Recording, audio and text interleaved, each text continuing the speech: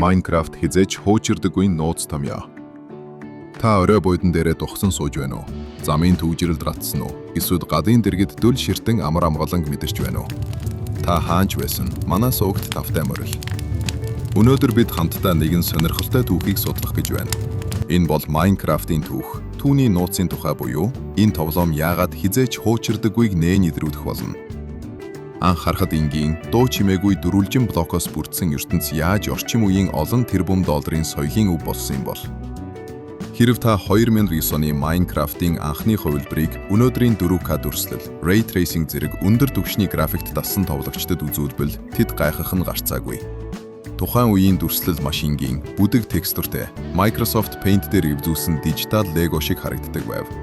Зарим нь бүр эн чин тоглоом биш, туршилтын зураг шиг байна ч гэж хэлж магадгүй. Гэвч энэ блокн ертөнц зүгээр нэг амжилттай тоглоомоос хамаагүй илүү зүйл болж чаджээ.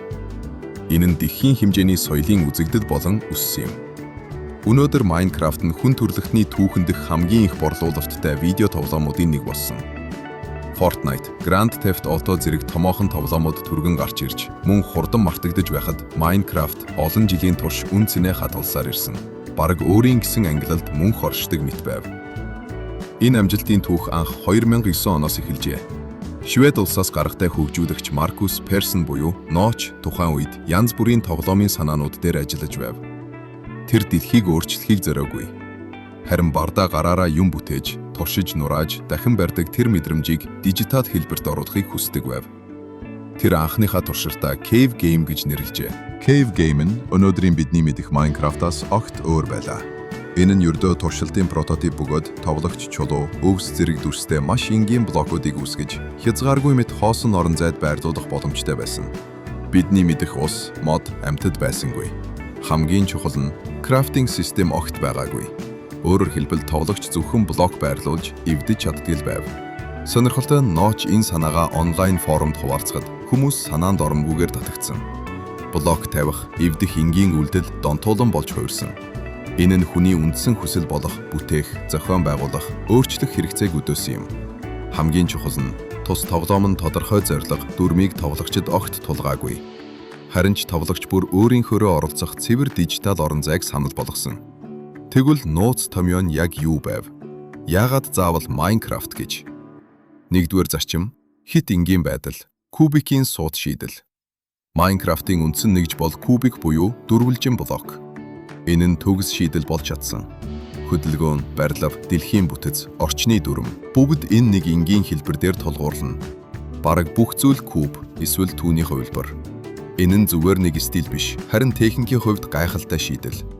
Тоглоомонд блок бүрийн цөөн шинж чанарыг тооцоолоход хангалттай байдаг тул асар том, бараг хязгааргүй ертөнцийг бага хүчин чадалтай төхөөрөмждөрч үүсгэж бодог нь хачирхалтай юм.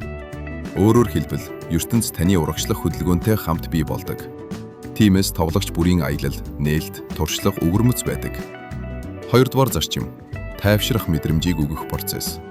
Minecraft-ийн газар нутаг санамсаргүй байдлаар биш, ухаалаг байдлаар үүсдэг.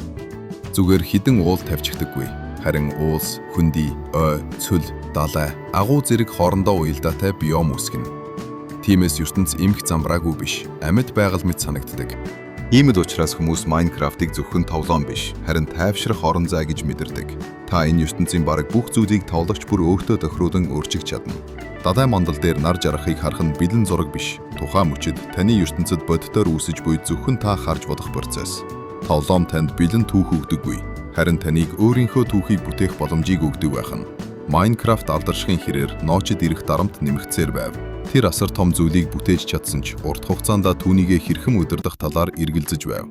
2010 онд хөгжүүлэлтийн удирдлагыг Jens Bergensen буюу Jeb хүлээн авч, энэ нь хамгийн чухал эргэлтийн цэг болсон бөгөөд тоглоомд зөвхөн сайн санаа биш, тогтвортой өсөлт, бүтэц, алсын хараа хэрэгтэй байлаа.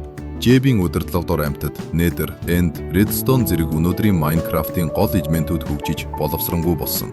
2014 онд Microsoft корпорац Mahjong-ыг 2.5 тэрбум Америк доллараар худалдан авснаа зарлахад интернет шуугиж байв.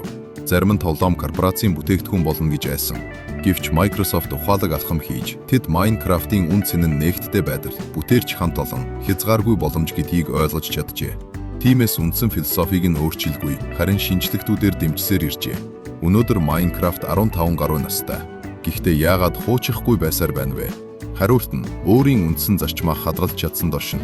Minecraft бол тоглогч бүр өөрийнхөөрөө ашиглах боломжтой ертөнц юм. Заримд нь бүтээгч орон зай, заримд нь инженерчлэлийн туршилтын талбар, заримд нь нийгмийн платформ. Redstone болон Command Blocker хүмүүс тооны машин, Tetris бүр ажилдаг компьютер хүртэл бүтээсэн байх юм. 2020 онд Reporters Without Borders байгууллага Minecraft дотор The Uncensored Library нэртэй виртуал номын сан байгуулж, цензуртай улсуудад мэдээдэд хүргэх зорилгоор ашигласан түүх хүртэл байна. Мөн тоглогчид бодит газруудыг нэг-нэгийн харьцаагаар сэргээн бүтээхийг хүртэл оролцсон. Жишээ нь Их Британи улсыг бүхэлд нь барих төсөл. Энэ бүхэн Minecraft бол зүгээр тоглоом биш. Хүний төсөөлтийг тэлдэг платформ гэдгийг харуулна. Minecraft дэлхийд даяар алдартай болсны дараа Mojang дараагийн алхмыг харж эхэлсэн. Hollywood.